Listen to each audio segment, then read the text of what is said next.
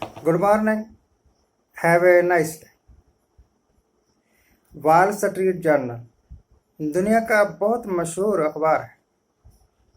The guardian ये भी बहुत मशहूर अखबार है तो हमारे यहाँ के अखबार भी मशहूर, जैसे ट्रिब्यून है, टाइम्स ऑफ इंडिया है, परंतु ये इंडिया लेवल पर है।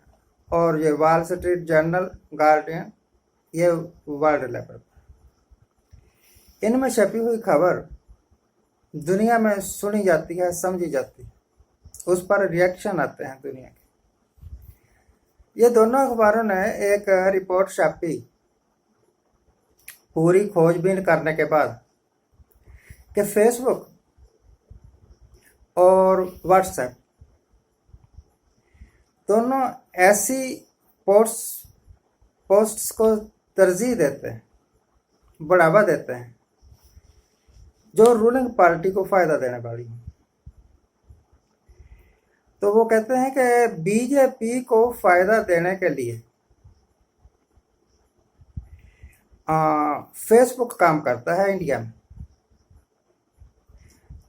जैसे बीजेपी के नेता कहते हैं कि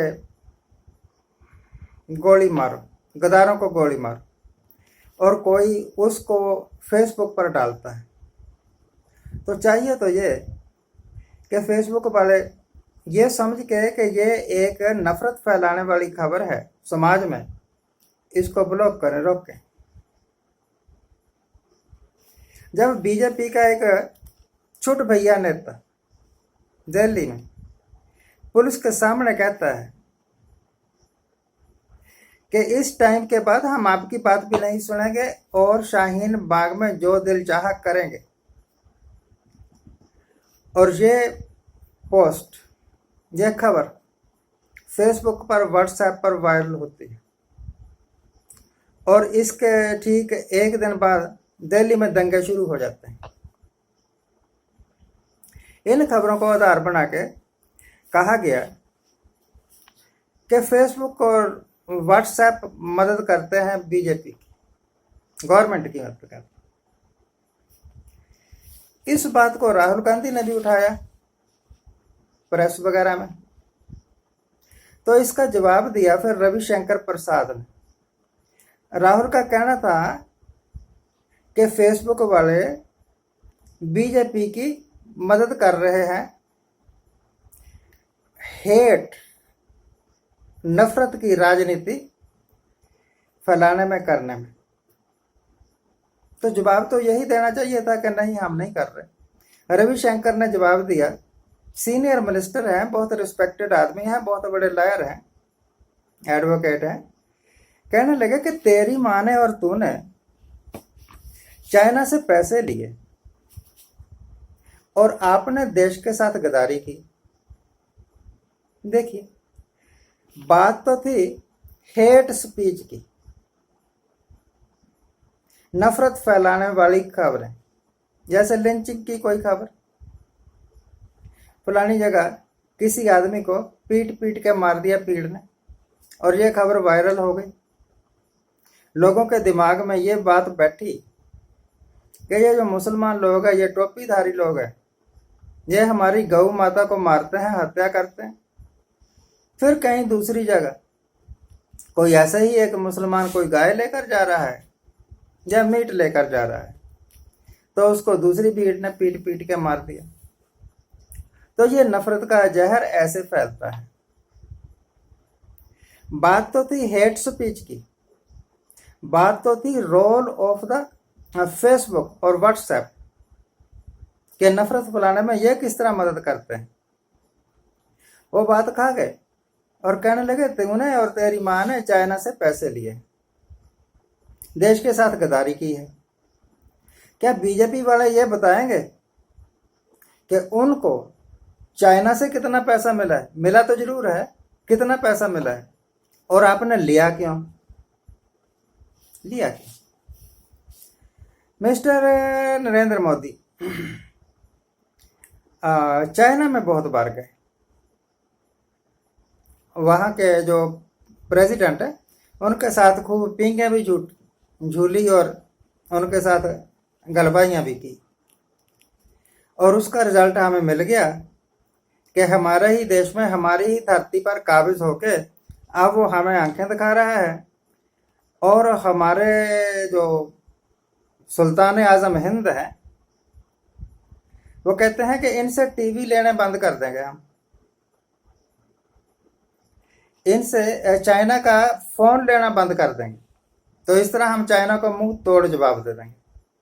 दे दो भाई, मुंह क्या, मुंह, सिर, पैर, हाथ, नाक, कुछ भी तोड़ो, पर जो कुछ आप कर रहे हो, इसके करने के बाद क्या चाइना ने जो जगह कब्जा कर लिया है वो अब वापस आपके हाथ में आ जाएगी?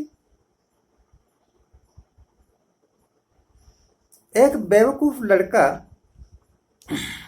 पुलिस के पास गया, थानेदार को कहता है थाने में कि महाराज, मेरे पड़ोसी ने मुझे बहुत पीटा, बहुत पीटा, और ऐसे उसने ना हाथ रखा हुआ था आंख पर, मेरी आंख फोड़ दी। थानेदार कहता है कि अच्छा, क्या मारा तुझे? कहता जी, डंडे मारे उसने।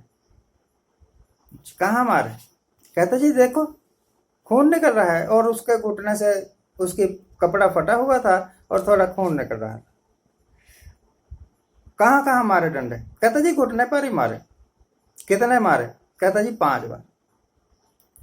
थानेदार कहता है, ओ गधे, डंडे तो तेरे घुटने पर पड़े और तू कह रहा है तेरी आंख फूट गई। मारो घुटना, फूटे आंख। यही हाल हमारी बीजेपी का है। सवाल जो करते हैं वो तो खा जाते हैं, उसका तो जवाब इनके पास होता ही नहीं, इस करके उधर से आई शैल कीप मम, और एक नया सवाल दाग देते हैं जो इनवैलिड है। राहुल गांधी ने और उसकी मां ने चाइना से पैसे खाए थे। आपने कितने खाए हैं? किस किस विदेशी ने आपको पैसे भेजे, आपकी पार्टी को? ऐसे ही थोड़ा अरबों खरबों रुपया पार्टी के खजाने में जमा हो गया, कहीं से तो लूटमार की है ना आपने। और बीजेपी के कौन से कारखाने चल रहे हैं? बीजेपी कोई ग्लोबल ट्रेडर थोड़ा है ना। एक मुझे छोटी सी बात याद आ गई। एक नदी के किनारे 2 बेवकूफ बैठे हुए थे और कहने लगे कि हम इधर से किसी को निकलने नहीं देंगे, जो निकलेगा उसको पहले गाना सुनाना पड़ेगा। तो एक राही आया, उन्होंने रोक लिया, बैठ जाओ। एक दूसरा राही आया, उसको भी बिठा लिया, तीसरा आया, उसको भी बिठा लिया। तीनों राही कहने लगे, महाराज हम शहर जा रहे हैं, वापस भी आना है, पैदल रास्ता है, जंगल पड़ता है बीच में, आपने जो कुछ लेना है ले लो और हमें जाने दो। तो वो कहने लगे, लेना कुछ नहीं, यहां पर चुंगी देनी पड़ती है। चुंगी ये है कि जिसने भी जाना है वो गाना सुना के जाए। तो जो उन्होंने रोके थे ना लोग, उनमें एक ढोल लेकर जा रहा था, तो उसने एकदम खड़ा हुआ, दिमाग आ गया ना उसमें, क्या कहता है, ढोल बजाया और फिर उसने गीत गाया, टोले वाला ढोल बजा भाई, ढोल बजा भाई, ढोल बजा। तो वो मूर्ख कहने लगे, वाह वाह वाह, बड़ा अच्छा गीत गाया, तू जा। एक दूसरा था, उसका चिमटा टूटा हुआ था, तो वो चिमटा ठीक करवाने के लिए बाजार जा रहा था। उसने चिमटा खड़काया और कहने लगा, चिमटे वाला ताल बुला भाई, ताल बुला भाई, ताल बुला।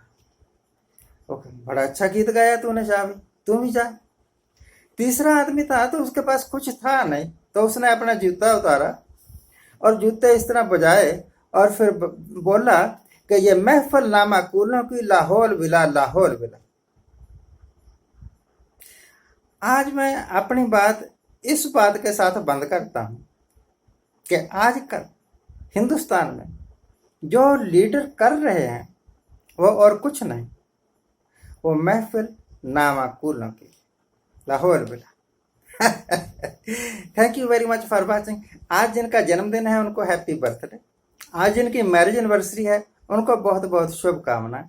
सदा सुखी रहिए, आनंद प्रसन्न रहिए। मैं प्रार्थना करता हूं भगवान से कि भगवान अल्लाह गॉड वाहेगुरु हिंदुस्तान को एक समझदार, मेहनती और देश को प्रोग्रेस के पथ पर ले जाने वाला लीडर थे, जैसी श्रीमती इंदिरा गांधी थी, जैसे डॉक्टर मनमोहन सिंह। हमें नामाकूल लीडर नहीं चाहिए। Thank you very much. Thank you.